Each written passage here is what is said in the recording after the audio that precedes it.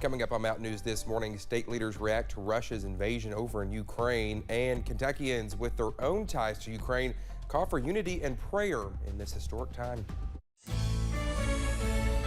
Dedicated to Eastern and Southern Kentucky, this is WYMT Mountain News this morning. Good morning to you. It is just before 5 o'clock on this Friday morning. We made it to the weekend. Let's take it over to Brandon for a look at our forecast. Brandon, when I was getting ready this morning, I heard the rain just hitting my window. I texted our producer. I said, well, it's raining. So, Got it today. I didn't ask her today because I knew it was raining. You told her today. Yeah, I did. There you go. But yeah, no, it is coming down out there. It was a bit breezy at times, and that's expected when a cold front comes through. So we're going to keep an eye on things as we head deeper in the day. I actually come upon a rock in the road on my way to work, but managed to get around it pretty easily. So we're going to continue to see some heavy bands of rain moving through there this morning, stretching basically from Louisa down through Jackson and all the way down to Williamsburg, close to it anyway there in Whitley County. So behind that, dry, but that doesn't mean the flood threat is over. We'll talk more about that in a second. Visibility taking a hit this morning. I hit some patchy dense fog on my way in from Letcher County earlier, so anything less than 5 miles on this map is dense fog out there. Watch those temperatures. We topped out at the London Corbin Airport at 11:59 last night at 60, 43 at Jackson. Same time, 43 still in Jackson this morning, but 59 in Jonesville, 42 in London. So from last night at midnight, basically, to right now, it has dropped almost 20 degrees in London. That's how potent this cold front is. Some 30s on the other side in Irvin, Moorhead, Somerset, and Monticello. And then again, some 50s down into parts of Southwest Virginia and Southeast Kentucky. Breakfast forecast this morning, those temperatures are going to continue to drop from north to south, and we'll see those drop for a little while this morning, all the way to about 10 o'clock before it's all said and done, and we start to rebound just a little bit later today. Dakota? All right, Brandon, thank you. Ukraine's capital city was under fire as day 2 of the Russian invasion got underway. Bradley Blackburn is outside UN headquarters in New York with more. Russian forces appear to be converging on Kyiv. Air raid sirens sounded in the Ukrainian capital this morning, followed by reports of explosions across the city. Residents were told to take shelter as world leaders braced for Kyiv to fall. This is the opening salvo of a massive invasion, and we see this continuing and threatening Kyiv and threatening other major cities in Ukraine. While it's difficult to verify casualty numbers, Ukrainian President Volodymyr Zelensky said 137 Ukrainians were killed during the first day of the invasion, and he insists civilians are being targeted. Russian leader Vladimir Putin pressed ahead with the offensive despite widespread condemnation and growing economic sanctions. Here at the United Nations, they've now earmarked $20 million for humanitarian efforts in Ukraine, and diplomats are calling for an immediate end to the hostilities. I repeat my appeal from last night to President Putin.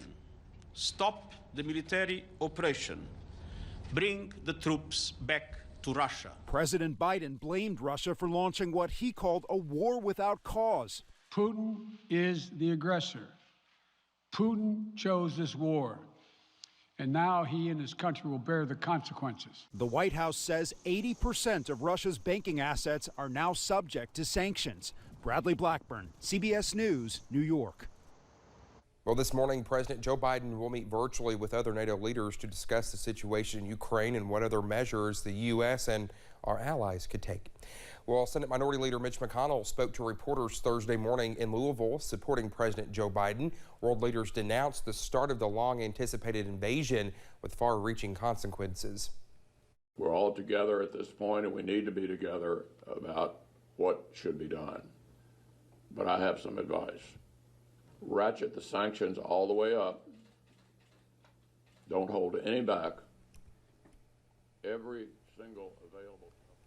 Well, Russia's actions could cause massive casualties, toppled Ukraine's democratically elected government, and upend geopolitics and Europe's post-Cold War security balance. Kentuckians with ties to Ukraine are pushing for unity. Well, you probably recognize the name of longtime Kentucky attorney and Floyd County Animal Shelter Board member Ned Pillersdorf. Well, what you might not know is that he is of Ukrainian descent. His grandfather was forced to escape his homeland because of the way Russia treated Ukrainians. Well, Pillersdorf is among the many people around the world currently praying for Ukraine. We're worried about the poor Ukrainian citizens who are rushing to get out of the cities. And we certainly pray this is over sooner rather than later. And the Ukrainian Pentecostal Church over Nicholasville asks everyone to take some time at 5 p.m. today to join in on a united prayer for the people of Ukraine and for people of Russia who do not want this conflict wherever you may be.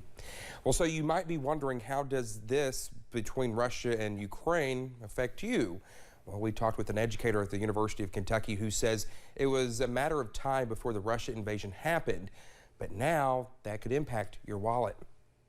In the long run, if the sanctions hold, we could see changes in what the energy sector looks like in the United States, right? We could see liquid natural gas exports to Europe, which I know would make a lot of people in the United States happy. Well, Gas Buddy reports the average gallon of gas in Kentucky is $3.23 a gallon. State troopers say it was a credible tip they received late Tuesday that eventually led them to name Shannon Gilday as the suspect in a Madison County murder case. Nearly 72 hours after Jordan Morgan's death, Gilday is still on the run in connection to the crime. Troopers say he forced his way into the home early Tuesday morning before killing Jordan and shooting her father, former state representative Wesley Morgan. Troopers say they have not found a direct connection between Gilday and the family or motive, but believe he had violent intentions when he broke in. We know that he was armed with a rifle. Very shortly after making entry, almost immediately, that's when those shots started being fired, and Miss Morgan was fatally struck. So it doesn't appear that it was necessarily just a burglary. There was a criminal action and a violent intent, we believe. Troopers say they believe Gilday may have camping equipment with him in his car, believed to be a white 2016 Toyota Corolla. They are asking people who live in the rural areas or near state parks and national forests to be on the lookout. Thank you so much for getting your rainy Friday morning started with us here on Mountain News this morning. Coming up, the ice over in Greenland seems to be melting faster than previously thought. We'll have that next. And while the rain should stop in the next few hours, it looks to be a dreary start to the last full weekend of February. I'll have the latest forecast in about 3 minutes.